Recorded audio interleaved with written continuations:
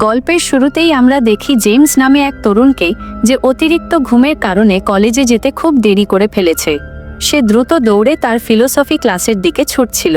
ঠিক যখন শিক্ষক জিমি শ্রেণীকক্ষের দরজা বন্ধ করতে যাচ্ছিলেন, তখনই জেমস দ্রুত তার বইটি দরজার মাঝে ঢুকিয়ে দিয়ে দরজাটি খুলিয়ে নেয় এবং ক্লাসে প্রবেশ করে। জিমি ক্লাসের শিক্ষার্থীদের আজকের আইকিউ লেভেল টেস্ট সম্পর্কে জানাচ্ছিলেন। তিনি বলেন, এই পরীক্ষা তাদের অর্থাৎ শিক্ষার্থীদের চিন্তাভাবনার উপর ভিত্তি করে হবে। তিনি শিক্ষার্থীদের একটি কাল্পনিক পরিস্থিতি কল্পনা করতে বলেন। তারা এমন এক জায়গায় আটকে পড়েছে যেখানে পারমাণবিক বোমা বিস্ফোরণ ঘটেছে। কিছুক্ষণের মধ্যেই সেখানে বিষাক্ত গ্যাস ছড়িয়ে পড়বে, যা তাদের মৃত্যু ঘটাবে। বেঁচে থাকার জন্য তাদের 1 বছর ধরে একটি বাংকারের ভেতর থাকতে হবে। শিক্ষার্থীরা সেই পরিস্থিতি কল্পনা করতে শুরু করে। বাংকারটি ছিল সম্পূর্ণ সুসজ্জিত, যেখানে 1 বছরের জন্য পর্যাপ্ত অক্সিজেন ট্যাঙ্ক, খাবার ইত্যাদির মজুদ ছিল। জিমি ব্যাখ্যা করেন যে তিনি এই অনুশীলনটি করাচ্ছেন যাতে ভবিষ্যতে এমন পরিস্থিতির মুখোমুখি হলে তারা প্রস্তুত থাকে এবং কিভাবে বাঁচতে হবে তা জানতে পারে।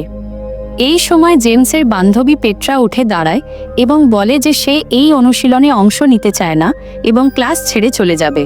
জিমি তাকে থামানোর জন্য বলেন যদি সে পরীক্ষায় অংশ নেয় তবে তাকে A+ গ্রেড দেওয়া হবে, আর যদি সে চলে যায় তবে তার প্রেমিক জেমসকে এই বছর ফেল করানো হবে। এই হুমকির মুখে পেট্রা ক্লাসে থেকে পরীক্ষা দিতে রাজি হয়। এরপর জিমি একটি বাক্স থেকে সব শিক্ষার্থীকে পেশা লেখা কার্ড দিতে শুরু করেন। তবে জেমস ও পেট্রার কার্ড দেওয়ার আগে তিনি জোরালোভাবে কাশতে কাশতে টেবিলের কাছে যান, যা দেখে সবার একটু অস্বাভাবিক লাগে। তিনি জানান তাদের পেশা অনুযায়ী সিদ্ধান্ত নিতে হবে যে তাদের মধ্যে কে বাংকারে যাবে এবং কে যাবে না, কারণ তারা মোট 20 জন হলেও বাংকারে মাত্র 10 জনের জায়গা আছে। কার্ডে লেখা পেশাগুলো জোরে জোরে বলতে বলা হয়। জেমস ছিল একজন কৃষক, পেট্রা ছিল একজন প্রকৌশলী। এরপর তারা তাদের কাল্পনিক জগতে প্রবেশ করে। একজন ছাত্র যার পেশা ছিল কবি, জিমি তাকে সঙ্গে সঙ্গে বন্দুক দিয়ে গুলি করে হত্যা করেন। জিমি বলেন, এমন গুরুতর পরিস্থিতিতে একজন কবির কোনো প্রয়োজন নেই। এই দৃশ্য দেখে পেট্রা খুব খারাপ অনুভব করে। এরপর ভোটদান শুরু হয়। যার ভোট বেশি হবে সে বাংকারে থাকার সুযোগ পাবে। প্রথম দফায় 9 জন শিক্ষার্থী নির্বাচিত হয়। শেষে জিমি এবং এক অপেরা গায়িকা অটোমিয়ের মধ্যে একজনকে বাংকারে যেতে হবে। জিমি নিজেই নিজেকে ভোট দেন এবং অপেরা গায়িকাকে বাতিল করে দেওয়া হয়। নির্বাচিত শিক্ষার্থীরা বাংকারে প্রবেশের আগে কিছুক্ষণের জন্য বাইরের জায়গাটি ঘুরে দেখতে যায়। পেট্রা ও জেমস কথা বলছিল, এমন সময় তারা গুলির শব্দ শুনতে পায়। তারা সেখানে গিয়ে দেখে যে বাতিল হওয়া অপেরা গায়িকাকে জিমি খুন করেছেন। ভয়ে সব শিক্ষার্থী দ্রুত পালিয়ে বাংকারের ভেতরে যায়। জেমসকে ভেতরে আসার সুযোগ না দিয়ে তারা তাড়াতাড়ি গেট বন্ধ করে দেয়। এই গেটটি শুধুমাত্র ভেতর থেকে একটি কোডের মাধ্যমে খোলা যেত। রাতে পেট্রা যখন বাংকারের গেটের কাছে আসে, তখন সে বাইরে জিমিকে দেখতে পায়, যিনি পারমাণবিক বিকিরণের প্রভাবে মৃত্যুর শেষ পর্যায়ে ছিলেন। মরার আগে তিনি পেট্রাকে একটি কাগজ দেখান, যেখানে লেখা ছিল, নির্গমনের কোড কেবল আমিই জানি। এর পরপরই তিনি মারা যান। অন্যান্য শিক্ষার্থীরা এসে জিমিটের কথা অবিশ্বাস করে, তবে সত্যিটা জানতে তাদের পুরো 1 বছর অপেক্ষা করতে হবে, কারণ এর আগে গেট খোলার চেষ্টা করা সম্ভব ছিল না। বাংকারে তাদের দিন কাটতে শুরু করে। পেট্রা প্রতিদিন রাতে গেটের কাছে এসে জিমিটের মৃতদেহ দেখত। 1 বছর পেরিয়ে যায়। জেমস গেট খোলার চেষ্টা করে, কিন্তু কোড ছাড়া গেট খোলা যায় না। জিমি সত্যিই বলেছিলেন। সবাই আতঙ্কিত হয়ে ওঠে এবং গেট খোলার জন্য বন্দুক দিয়ে গুলি করা সহ বিভিন্ন উপায়ে চেষ্টা করে ব্যর্থ হয়। এদিকে তাদের অক্সিজেন সরবরাহ শেষ হয়ে গিয়েছিল। অক্সিজেনের অভাবে হতাশ হয়ে তারা অপেরা গায়িকাকে হত্যা করে। অবশেষে অক্সিজেন সংকটে বাংকারের ভেতরে থাকা সব শিক্ষার্থীর মৃত্যু হয়। দৃশ্যের পরিবর্তন হয় এবং তারা আবার ক্লাসরুমে ফিরে আসে। জিমি বলেন যে এমন পরিস্থিতিতে আবেগ নিয়ন্ত্রণ করা উচিত। এক ছাত্র জিমিকে জিজ্ঞেস করে, আপনি কিভাবে নির্গমনের কোডটি জানতেন? জিমি নিজের পেশার কার্ড বের করে দেখান, তাতে লেখা ছিল বাংকার নির্মাতা। এরপর শুরু হয় পরীক্ষার দ্বিতীয় রাউন্ড। এবার পরিস্থিতি আরও কঠিন। তারা এমন এক জায়গায় থাকবে যেখানে চারপাশে আগ্নেয়গিরি। পারমাণবিক বিকিরণের ফলে পৃথিবীর সব মানুষ মারা গেছে, কেবল এই শিক্ষার্থীরাই বেঁচে আছে। তাদেরকে আবার 1 বছর বাংকারে থাকতে হবে এবং এরপর পৃথিবীকে পুনর্গঠন করতে হবে। নতুন পেশার কার্ড দেওয়া হয়।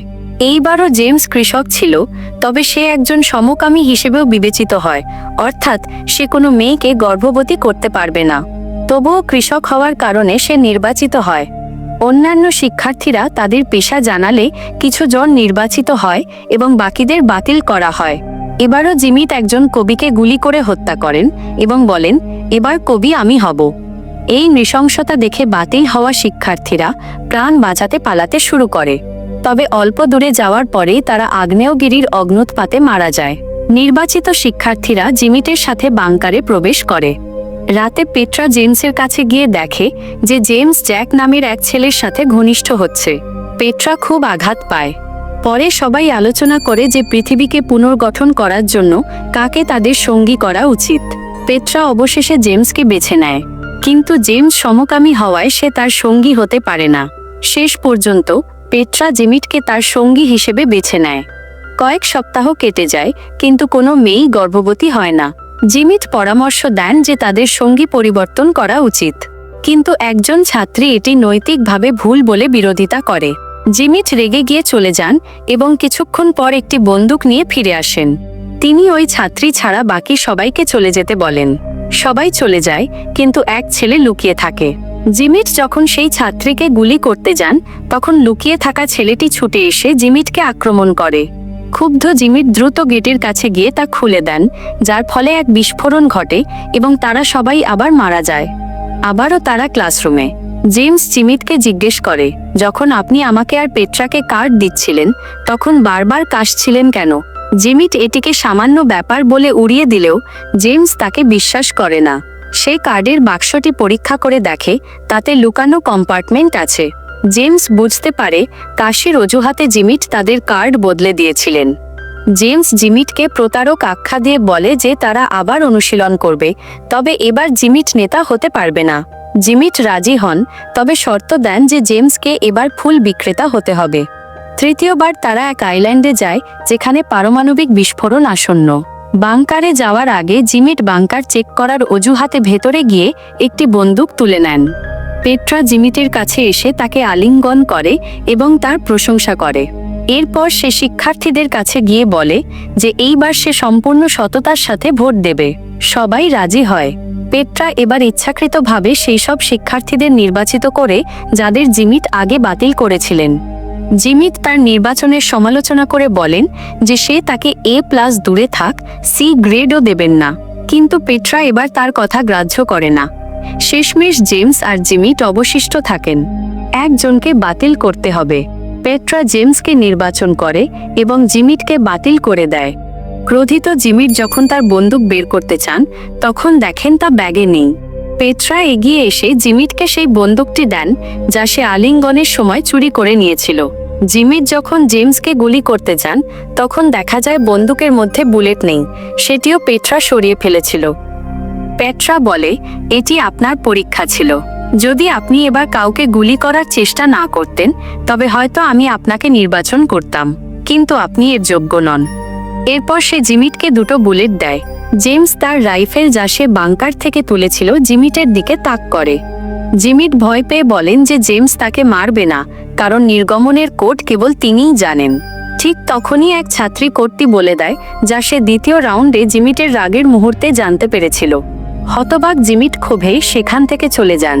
পেট্রা তার নিজের বদলে চিপস নামের এক ছাত্রকে বাংকারে পাঠায় এবং ঘোষণা করে যে সে বাতিল হওয়া ছাত্রদের নিয়ে নৌকায় করে পাশের দ্বীপে চলে যাবে। কিন্তু চিপস বলে, নৌকার চাবি তো আমার কাছে।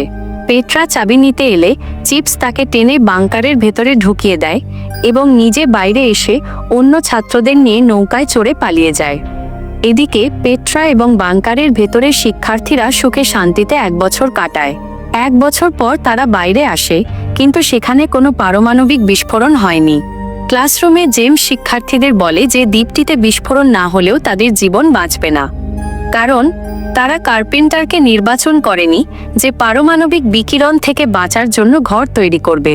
তারা কৃষককে নির্বাচন করেনি যে তাদের খাদ্যের যোগান দেবে।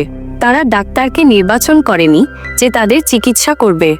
সুতরাং অক্সিজেনবিহীন বাংকারে আর ফিরতে না পারায় তারা সবাই কিছুদিন পর মারা যাবে। এরপর পেট্রা বলে যে সে তার হৃদয়ের কথা শুনে তাদের নির্বাচন করেছিল। তারা বাংকারে খুব আনন্দের সঙ্গে সময় কাটিয়েছে এবং যদি এবার মরতেই হয় তবে সে আনন্দের সাথেই এই মৃত্যুকে বরণ করবে। কিছুক্ষণের মধ্যেই তাদের কাছে একটি পারমাণবিক বোমা এসে পড়ে। জেমস বোতামটি টিপতে যাওয়ার ঠিক আগেই হাতে বন্দুক নিয়ে বিধ্বস্ত চেহারার জিমিট সেখানে হাজির হন। তিনি জানান যে কিভাবে তিনি পুরো 1 বছর ভূগর্ভস্থ গুহায় কাটিয়েছেন এবং কত কষ্ট সহ্য করেছেন। তিনি জেমসকেই এর জন্য দায়ী করে বলেন, আমার বন্দুকের শেষ বুলেটটি আমি তোমার জন্য বাঁচিয়ে রেখেছি। কিন্তু সব শিক্ষার্থী জেমসের জীবন বাঁচাতে তার সামনে এসে দাঁড়ায়। দ্বীপে বেঁচে থাকার আর কোনো উদ্দেশ্য না থাকায় জেমস বোমাটিকে সক্রিয় করে তোলে এবং তারা সবাই মারা যায়। ক্লাসে শিক্ষার্থীরা চিপসকে জিজ্ঞেস করে যে সে অন্য দ্বীপে 1 বছর কি করেছে। চিপস জানায় যে নৌকায় ওঠার পর সে কল্পনা করেছিল তার সাথে থাকা সব ছেলে মারা গেছে এবং সে 6 জন মেয়ের সাথে খুব মজা করে 1 বছর কাটিয়েছে। জিমিট শিক্ষার্থীদের তাদের বই জমা দিয়ে বাড়ি যেতে বলেন। সবাই চলে গেলেও পেট্রা রয়ে যায়। সে দরজা বন্ধ করে জিমিটকে বলে, আমি জানি আপনি জেমসকে পছন্দ করেন না বলেই তাকে সব সময় ভুল পেশা দিয়েছেন। জিমিট স্বীকার করেন যে জেমস তার যোগ্য নয়, কারণ জিমিট নিজেই পেট্রাকে ভালোবাসতেন। কিন্তু পেট্রা বলে, আমি আপনার হতে পারি না, কারণ আমি জেমসকে ভালোবাসি। এই কথা বলে সে জিমিটকে একটি চুম্বন করে এবং চলে যায়। পেট্রার চলে যাওয়ার পর জিমিট ক্লাসরুমে একা থেকে যান এবং বিভিন্ন সম্ভাবনা কল্পনা করতে থাকেন। একটি কল্পনায় তিনি পেট্রার স্মৃতিতে ডুব দেন আর অন্যটিতে নিজেকে গুলি করে দেন। এই দৃশ্যেই সিনেমাটি শেষ হয়। এই গল্পের শেষে আপনি কি সিনেমাটির নাম জানতে চান? কমেন্টে জানান আর এমন আরও সিনেমার গল্প পেতে চ্যানেলটি সাবস্ক্রাইব করুন।